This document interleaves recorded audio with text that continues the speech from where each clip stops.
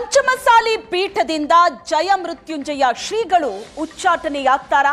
ಪಂಚಮಸಾಲಿ ಪೀಠದ ಜಯ ಮೃತ್ಯುಂಜಯ ಶ್ರೀ ಬದಲಾಗ್ತಾರಾ? ನಿರ್ಣಾಯಕ ಹಂತಕ್ಕೆ ಬಂದು ತಲುಪಿದೆ ಈಗ. ಪಂಚಮಸಾಲಿ ಪೀಠದ ಮೃತ್ಯುಂಜಯ ಶ್ರೀಗಳು ಬದಲಾಗ್ತಾರಾ?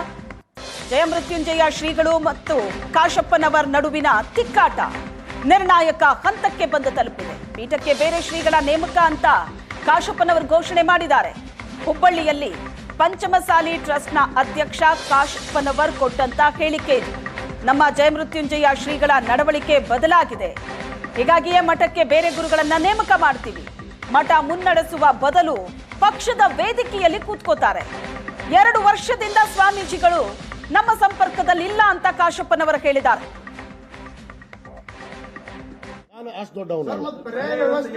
ಅಲ್ಲ, ಮತ್ತೆ ನೀವು ಚಿಂತನೆ ಮಾಡ್ಬೇಕಲ್ಲ. ಈಗ ಅವರೇ ಹೇಳಿದಾರಲ್ಲ, ನಾವು ಬಿಟ್ಟು ಹೋಗ್ತೀವಿ, ನಾವು ಮಲಪ್ರಭಾ ಹೋಗೋರಿಗೆ ಯಾಕೆ ನಾವು ನಿಲ್ಸಕ್ಕಾಗತ್ರಿ? ಹೋಗೋರ ನಾವು ತಳ್ತಾ ಇಲ್ಲ, ನಾವು ಹೋಗು ಅಂತ ಹೇಳ್ತಾ ಇಲ್ಲ. ಅವರಾಗ್ಲಿ ಹೋದ್ರೆ ಸಂತೋಷ. ಅವ್ರು ಎಷ್ಟು ಸಂತೋಷವಾಗಿ ನಮ್ಮ ಮಠದಲ್ಲಿ ಇರ್ತಾರೆ, ಇರ್ಲಿ. ನಾವು ಪರ್ಯಾಯ ವ್ಯವಸ್ಥೆಯನ್ನು ಮಾಡ್ತೀವಿ. ಅಲ್ಲಿ ನಮ್ಮ ಸಮಾಜ ಜನ ಬಂದವರಿಗೆ ಯಾರು ನಾವು ಮಠದಲ್ಲಿ ಪರ್ಯಾಯ ವ್ಯವಸ್ಥೆ ಮಾಡೋರೆ ಯಾರು? ಪ್ರಸಾದ ವ್ಯವಸ್ಥೆ ಮಾಡಕ್ ಬೇಕಲ್ರಿ. ಪ್ರಸಾದ ವ್ಯವಸ್ಥೆ, ಧರ್ಮ ಚಿಂತನೆ, ಧಾರ್ಮಿಕ ಚಿಂತನೆ ಮಾಡುವಂತವ್ರು, ಸಮಾಜ ಸಂಘಟನೆ ಮಾಡುವಂತವ್ರು ಬೇಕಲ್ಲ. ನೋಡ್ರಿ, ಏನ್ ಮಾಡ್ತೀವೋ ಅದನ್ನ ಈಗ ಸದ್ಯಕ್ಕೆ ಹೇಳಲ್ಲ, ಅದು ಕಾಲ ನಿರ್ಣಯ ಮಾಡುತ್ತೆ. ನಾನು